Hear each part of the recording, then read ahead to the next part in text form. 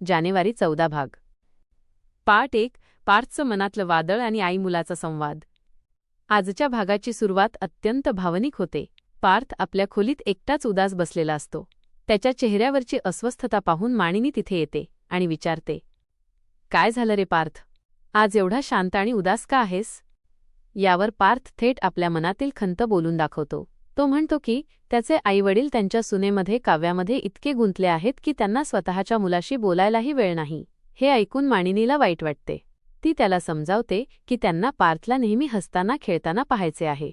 मात्र पार्थ स्पष्ट करतो की हे तेव्हाच शक्य आहे जेव्हा काव्या इथून जाईल. मानिनी त्याला मकर संक्रांतीच्या जुन्या आठवणींची, तिळाचे लाडू, पतंग उडवणे आठवण करून देते. पण पार्थ जुन्या आठवणींनी अधिकच व्याकुळ होतो. मानिनी शेवटी त्याला समजावते की प्रत्येक गोष्टीचा शेवट असतो आणि नव्या सुरुवातीला नेहमीच जागा असते. पार्ट 2. नंदिनी आणि जीवा, राग, प्रेम आणि गुलाबांची फुलं. दुसऱ्या बाजूला नंदिनी रागात जीवाला हाताला धरून खाली आणते आणि आत्ताच्या आत्ता बाहेर जा असे सुनावते. जीवा लॅपटॉप चार्ज करण्याचं कारण सांगतो, पण नंदिनी त्याला टोमणे मारते. मध्येच शारदा नंदिनीला समजावायला जाते. तेव्हा नंदिनी उलट विचारते, तुम्ही माझी आई आहात की त्यांची? तेवढ्यात गुड्डू आणि डिलिव्हरी बॉय गुलाबांचे अनेक बुके घेऊन येतात.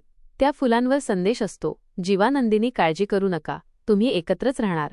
गेटवर अजून अनेक बुके असतात, जे जीवा आणि नंदिनीच्या जोडीला सपोर्ट करणाऱ्या चाहत्यांनी पाठवलेले असतात. हे पाहून जीवा खुश होतो, पण नंदिनी चिडते आणि त्याला बाहेर काढते. शारदा जाताना सूचकपणे म्हणते, जे तुझं आहे ते तुझ्याकडेच येणार. पार्ट 3. काव्या आणि रम्या, आत्मविश्वास विरुद्ध कट. काव्या किचनमध्ये स्वयंपाक करत असताना मनातल्या मनात पार्थशी फोटो कल्पनेत बोलत असते. रम्या तिथे येते आणि तिला चिडवते की खऱ्या पार्थशी बोलता येत नाही म्हणून डुप्लिकेटशी बोलतेस का?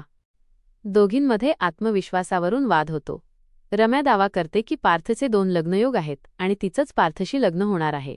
काव्या यावर हसते आणि तिला भविष्य सांगायला बसण्याचा सल्ला देते. रम्या लगेच गुरुजींना फोन लावते. गुरुजी स्पष्ट सांगतात की त्यांनी केलेली भविष्यवाणी कधीही चुकत नाही. हे ऐकून काव्याला मोठा धक्का बसतो. पार्ट 4. भविष्यवाणीचा धसका आणि अशुभ संकेत.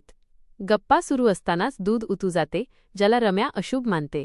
ती काव्याला घाबरवण्यासाठी जुन्या घटनांची आठवण करून देते, वजा विक्रमचा अटॅक, फार्महाऊसचा प्रसंग आणि जीवाच्या जीवावर आलेलं संकट. यामुळे काव्या पूर्णपणे कोलमडते आणि रडायला लागते. रम्या निष्ठुरपणे सांगते की नशीब ठरलेलं आहे, पार्थ माझाच आहे, माझ्या लग्नात तू तयार होऊन ये. पार्ट 5. काव्याचं कोसळणं आणि जीवाची साथ. काव्या रडत गेस्टरूममध्ये जाते आणि जीवाला फोन लावून सर्व हकीकत सांगते. जीवा तिला धीर देतो आणि समजावतो, जे ज्याचं आहे ते त्यालाच मिळणार. विशेष म्हणजे हे सर्व बोलणं पार्थ लपून ऐकतो. काव्याला रडताना पाहून त्याला ते